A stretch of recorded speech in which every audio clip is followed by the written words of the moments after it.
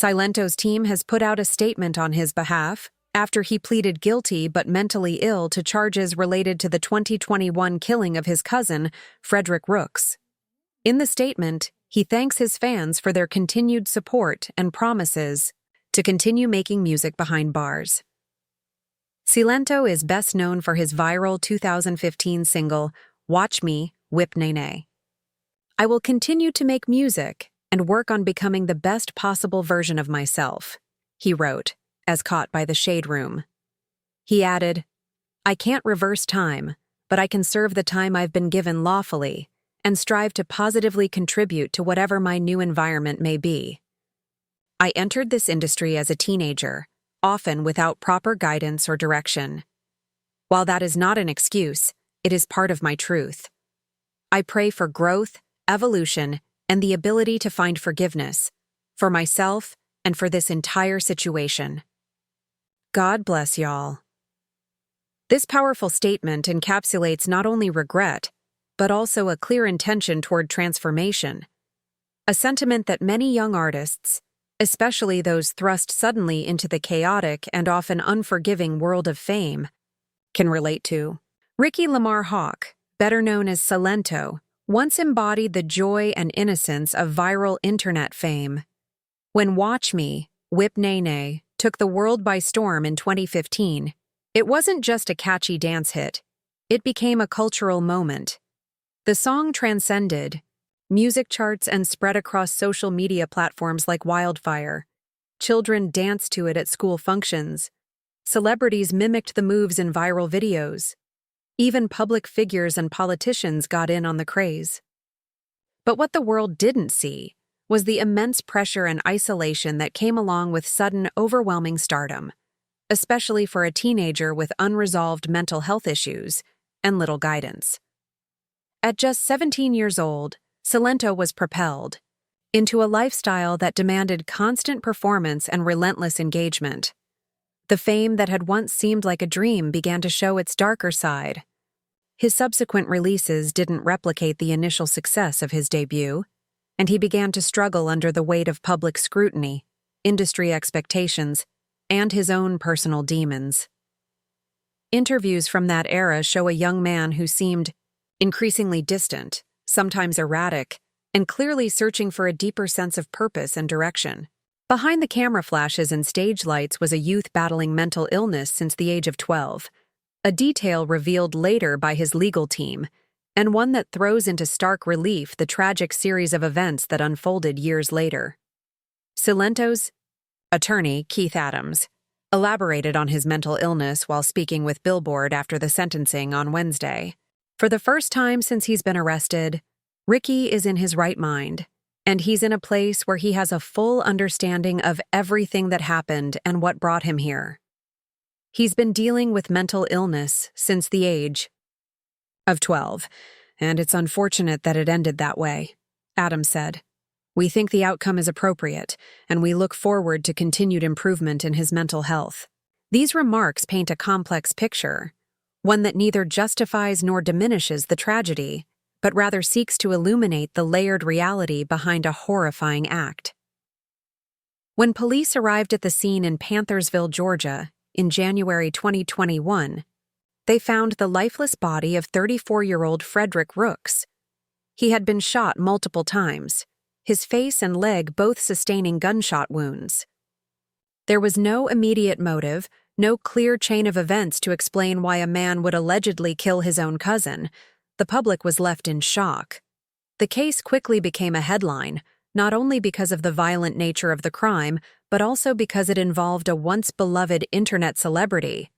As more information emerged, the circumstances surrounding the shooting became murkier, steeped in mental health concerns and a long history of erratic behavior on Silento's part. Details that family, friends, and even fans had observed but perhaps never fully understood. In return for pleading guilty, Silento's malice murder charge was dropped.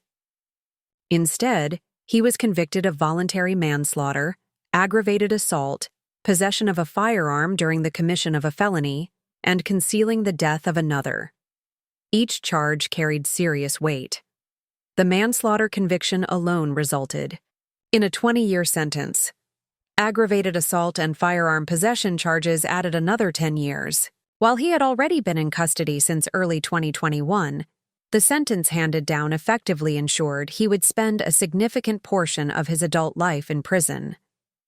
Yet what struck many observers was not only the punishment, but also the tone of acceptance and even hope that Silento expressed afterward.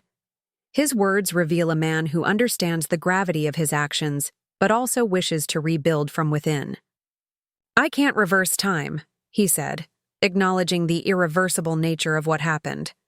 "But I can serve the time I've been given lawfully and strive to positively contribute to whatever my new environment may be."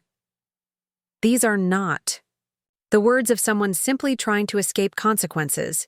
They are the sentiments of a young man facing the reality of a long road ahead, one marked by introspection, repentance, and, hopefully, redemption. This is particularly notable in an industry where many artists either spiral in silence or lash out in defiance when faced with downfall. Silento's tragic story is one that forces us to consider the intersection between mental health, fame, and accountability. He was not just an internet sensation. He was a child who carried unspoken burdens into adulthood. The music industry has long been criticized for its lack of structural support for young artists, especially those of color, who are rapidly thrown into the spotlight without proper psychological and emotional scaffolding. Fame at a young age distorts reality. It creates an echo chamber of praise, pressure, and loneliness. For someone already struggling with internal battles, it can be like gasoline poured on a barely contained fire.